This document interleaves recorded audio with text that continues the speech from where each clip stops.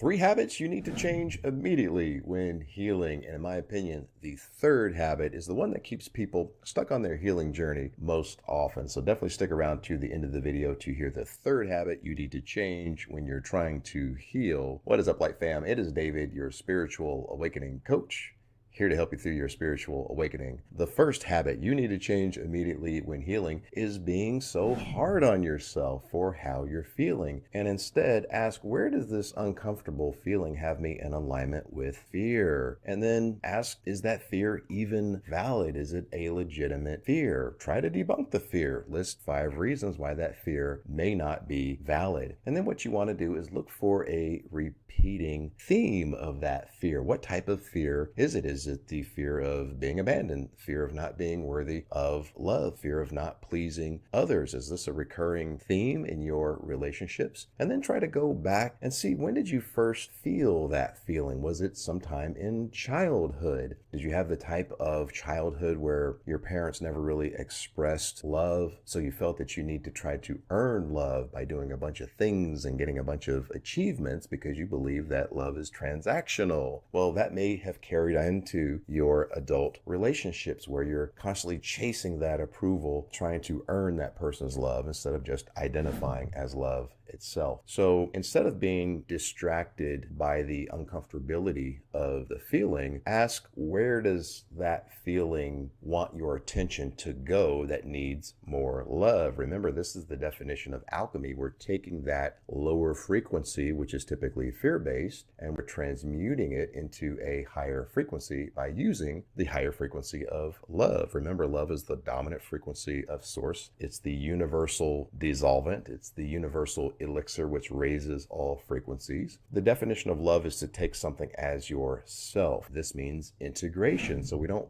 bypass those uncomfortable feelings. We don't avoid those uncomfortable feelings. We integrate them by accepting them, sitting with them, and then trying to receive the medicine from them. What is the medicine? Well, the medicine is the lesson. Where are you in alignment with fear? Where are you out of alignment with your source self? Another way of saying that, where are you out of alignment with love, right? This is how we don't bypass getting the lesson from the uncomfortable feelings, and we grow through spiritual alchemy.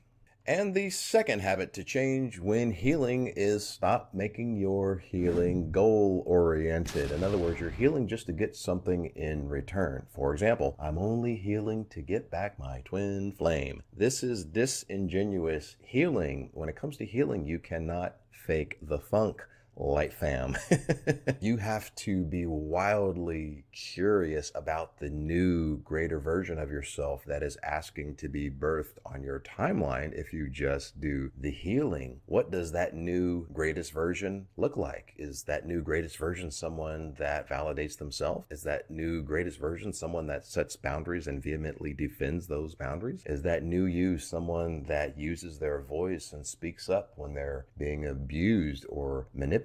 Is that new you someone that approves themselves? Is that new you someone that identifies as love? You've got to look forward to that new version regardless of what you get back in return. Wanting to heal to get something back in return is just the ego wanting to fix getting back what it believes that it lost. This is an outwardly focused reason for healing. You want to focus inward. An external goal is an external focus. You've got to focus inward and really want to see, who is this person that I'm trying to become? Maybe that new person identifies as perfect, whole, and complete, identifies as absolute love itself, and then the attachment to expectations and outcomes completely falls away, and then your happiness becomes inwardly generated because it's not based off of some outward scenario happening or not happening. And the third habit to change immediately when healing is not hitting that subscribe button. You've got to change that habit and hit the subscribe button. Share it, hit the likes. Okay, guys, enough self-promotion. The third habit you need to change immediately when healing is not normalizing negative emotions as your way showers and your teachers. You got to sit with those emotions and get the lesson instead of bypassing and invalidating those feelings. Stop doing that.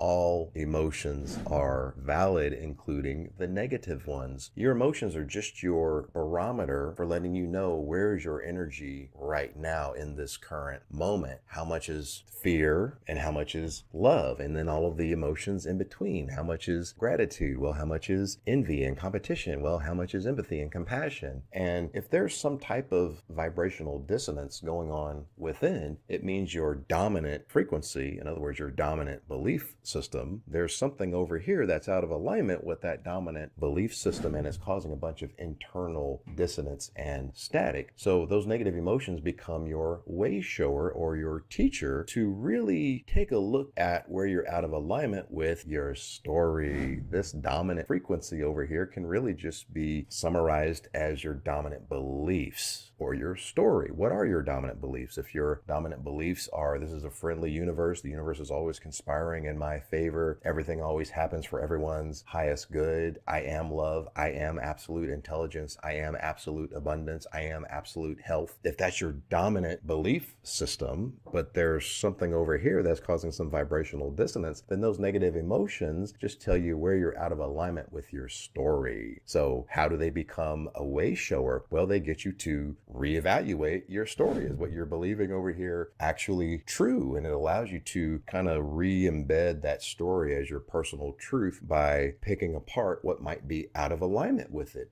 You know, look under the hood of those fears. Are those fears even valid? And once you start to debunk those fears, a lot of that emotional charge around those fears starts to dissipate. And then this frequency over here gets more into harmony and homeostasis with your dominant frequency. Your dominant frequency is just your dominant beliefs or your story. So those negative emotions become your way shower, your barometer to let you know where you're out of alignment with your dominant belief system.